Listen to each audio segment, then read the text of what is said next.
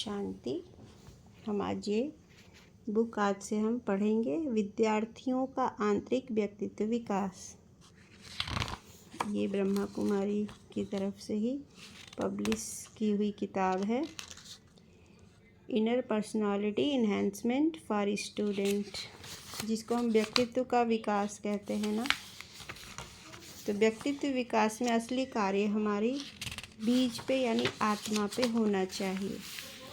बाहरी चीज़ें हम कितना भी अभ्यास करें, अंदर हमारे कुछ खास परिवर्तन। देखिए, हम देखते हैं इसमें क्या लिखा है।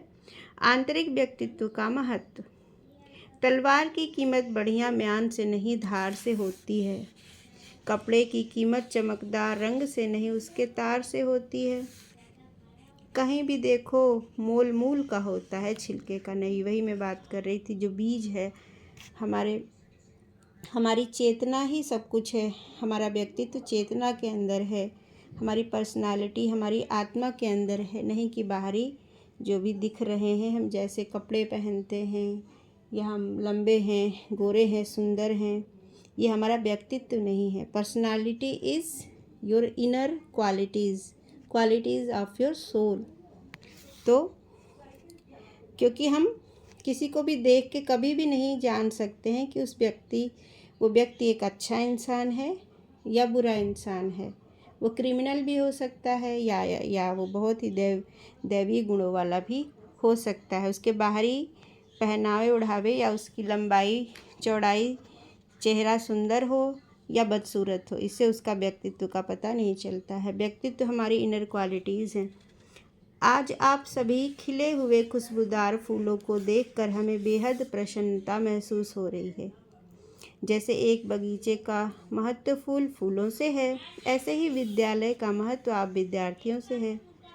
भारत के भूतपूर्व राष्ट्रपति एवं दार्शनिक डॉक्टर सर्वपल्ली राधाकृष्णन जी ने कहा था, राष्ट्र का निर्माण कक्षा में न कि संसद में संभव है। Nation is built in the classroom not in the parliament. कहने का मतलब है कि बचपन से ही बच्चों में हम अच्छी आदतें, अच्छे संस्कार भरेंगे, तब उनका व्यक्तित्व विकास होगा। बड़े होने के बाद चेंज करना बहुत मुश्किल हो जाता है। अगर हमारे अंदर किसी प्रकार का संस्कार बन गया है बार बार किसी आदत की पुनरावृत्ति से, तो उन बुरे संस्कारों को बड़े होने के बाद बदलने में बहुत मेहनत लगती है। और इसीलिए व्यक्तित्व का विकास बचपन से ही करना पड़ता है। आज मुझे आप सभी को देखकर अपने बचपन के दिन याद आ रहे हैं कि एक समय था जब हम भी बच्चे थे। यह गीत स्मृति में आ रहा है। बचपन के दिन भुला न देना, आज हंसे कल रुला न देना। कोई नहीं भूलना चाहते अपना बचपन। क्यों? क्योंकि बचपन वो समय है जिस समय व्यक्ति निश्चिंत बेफिक्र खुशमौज में रहता है। उसे किसी प्रकार की चिंता नहीं रहती। लेकिन हम देख रहे हैं कि आज के इस आधुनिक भौतिकवादी दुनिया में मासूम बच्चे कितना बोझ महसूस कर रहे हैं। कौन सा बोझ? किताबों का। परीक्षा आते ही तनाव में आ जाते हैं, टेंशन में रहते हैं, उन्हें चिंता लग जाती है। ऐसे तो मुझे भी बहुत हाई स्कूल, इंटरमीडिएट जो कि बोर्ड एग्ज़ाम्स हुआ करते थे, या फिर कभी भी एग्ज़ाम आता था ना, तो मैं उसे ईजिली नहीं, बहुत टेंशन के साथ गुजारती थी। जब तक सारे पेपर ख़त्म ना हो जाएं तब तक टेंशन बरकरार रहता था। ऐसे हुआ, एक बार मैं एक घर में गई थी माताजी से मिलने।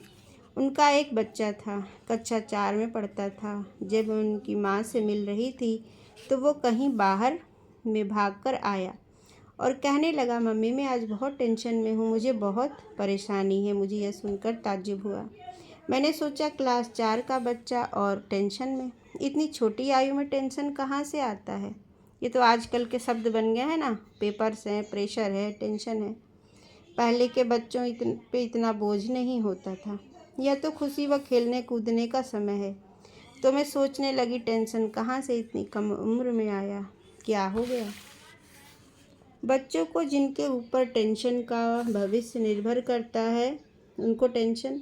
आपने सुना भी होगा, हमारे वर्तमान राष्ट्रपति जहाँ भी जाते हैं विद्यार्थियों से ज़रूर मिलते हैं, क्योंकि उनका कहना है, भारत महान तब बनेगा जब विद्यार्थियों में देश प्रेम की भावना आएगी। वह एक समृद्ध भारत का स्वप्न देखेंगे।